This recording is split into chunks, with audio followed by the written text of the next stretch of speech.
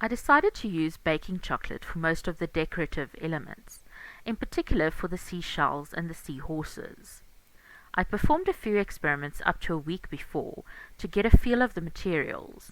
Turns out this had been a good decision, since the brown chocolate did not give a natural look, the food powder did not achieve good coverage on its own on the white chocolate, and food paint did not achieve the desired effect either.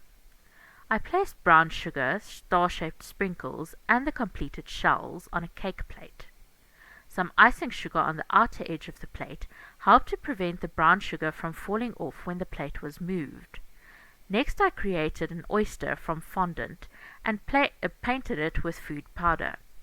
I then placed a candle inside of the fondant and placed it in the fridge to harden. I added some fondant coral elements. I used 2 round polystyrene cylinders to make the cake higher, without affecting the structural integrity.